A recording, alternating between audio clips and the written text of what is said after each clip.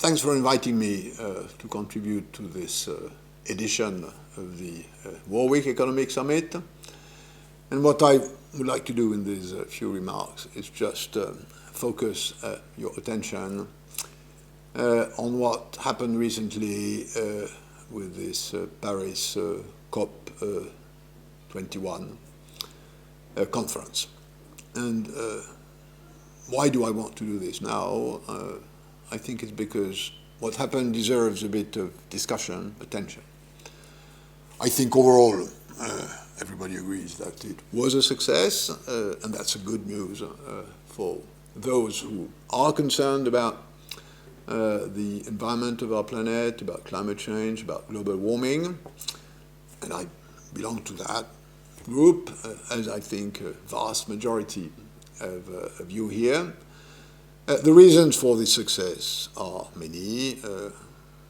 I think the failure of the Copenhagen conference created a sort of trauma, which led most of the people who worked for this Paris conference to try and do exactly the reverse of what was done in Copenhagen. And as we know, we sometimes learn more from our failure than from our successes. I think, and I'm not saying this because I'm French, that the French diplomacy did an extremely good job, both in the preparation of the conference, and we all know a lot lies in the preparation of this sort of conference, and also during the conference itself. But I think the main element is that this time something has happened which I would call, and let me be a bit schematic for the purpose of your discussion, what I call moving from multilateralism to polylateralism. Let me explain. Multilateralism is the old Westphalian system we are accustomed to, the one that structures most of the international system, most of international governance today, most of international organizations, i.e. 200 nation states, roughly, which are molecules who interact with each other within a system where international relations, governance systems are in the hands of sovereigns who decide either to contract obligation, to subscribe to disciplines, or not to.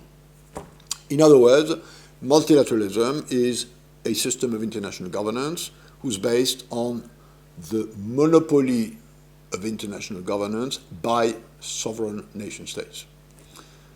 I think we are now moving, and COP21 is one of the examples of that, and because it was a success, it's an example that deserves a lot of attention. We are now moving to something different, which I call polylateralism, because the actors, the one that created this success, and the ones that will follow up on the results of this conference, which should lead to much less carbon emissions on a time scale, which will be reviewed in due time, are not just sovereigns. They are also civil society movements who worked a lot for this to happen, and also international business, multinationals, who, for a variety of reasons, whether profit-based or whether corporate social responsibility-based,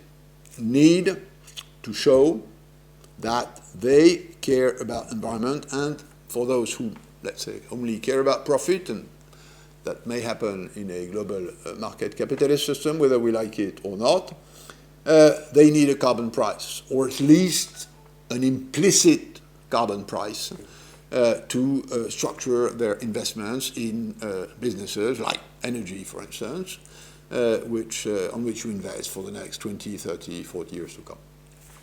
Now, that is not the only case where international cooperation, in my view, has moved, is moving, and will need to keep moving from multilateralism to polylateralism. If you look at what happened with AIDS, HIV/AIDS, for instance, which overall, even if there still are a serious problem in overcoming, this epidemic, this pandemic, this disease. What happened in that case is also that at the end of the day, it's a combination, a coalition of public authorities, not always government, by the way, cities, may play an important role in this sort of case, the industry and civil society, that led to this coordinated effort.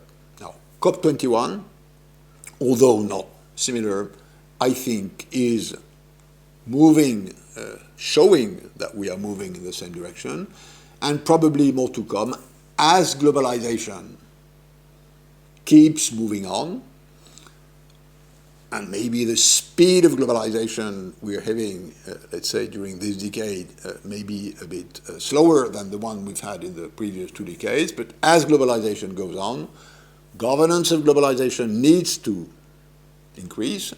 We need to shrink this sort of global governance deficit on which so many of us have been writing and speaking. And again, let's take what just happened, and it's good because it's still quite fresh in our memories, as an example of this change.